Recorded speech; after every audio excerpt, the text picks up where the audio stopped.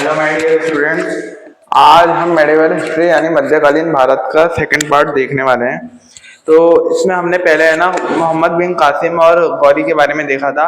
आज हम जो अरबी जाति के बाद जो हमारा दूसरा आक्रमण हुआ था, ये सबसे बड़ा अभियान कहते हैं भारत के प्रति, वो था तुर्क आक्रमण। तुर्क आक्रमण भारत में कब हुआ था, ये हमने शॉर्ट नोट्स बना रखे हैं, आप देख सकते हैं। इसे आपको लिख लेना। भारत में जो प्रथम तुर्क आक्रमण हुआ था वो सुकबुद्दीन ने किया था। सुकबुद्दीन कौन था? ये मोहम्मद गजनवी का पिता था, जिसने सोमनाथ मंदिर तोड़ा था, जिसने भारत पर 17 बार हमला किया था। इसके पिता ने किया था, सुकबुद्दीन ने। ये हुआ था हमला सन 987 में। ये हमला उसने किया था सिंध प्रांत के ऊपर। उस समय सिंध प्रांत के राजा राजा जयपाल सिंह थे तुर्क में। और इसमें ये जीत गया था, जो मोहम्मद गजनवी के पिताजी हैं सबकतगिन, वो जीत गए थे। सबकतगिन मोहम्मद गजनवी का पिता था। तुर्कों में भी दो वंश होते हैं, एक है यामिनी वंश और दूसरा है संशमनी वंश।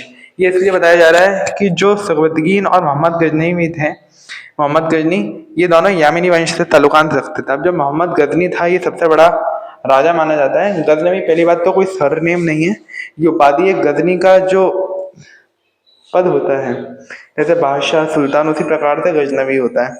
मोहम्मद गजनवी ने भारत वर्ष पे 17 बार हमला किए। एक कोइंसिडेंस ही था कि इसने जितने हमले किए, ये सारे सितंबर के महीने में किए। गजनवी के दो सेनापति थे, और जाहिर सी बात है ये दोनों सेनापति हिंदू थे, मुस्लिम नहीं थे। इनमें से पहले सेनापति का नाम था तिलक था, और दूसरे का नाम था सेवेंद्र राय। गजनवी के दो सेनापति थे, ये हो गया। आवश्यकता अनुसार हमें संत से निर्गुण, सगुण से निर्गुण बनना पड़ा।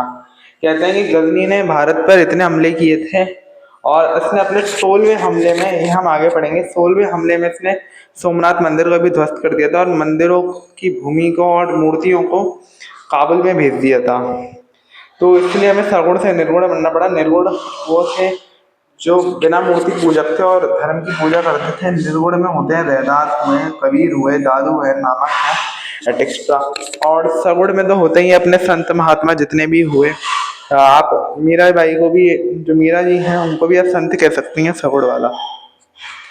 और नेक्स्ट पार्ट के लिए आप सब्सक्राइब करिए, लाइक करिए। धन्यवाद।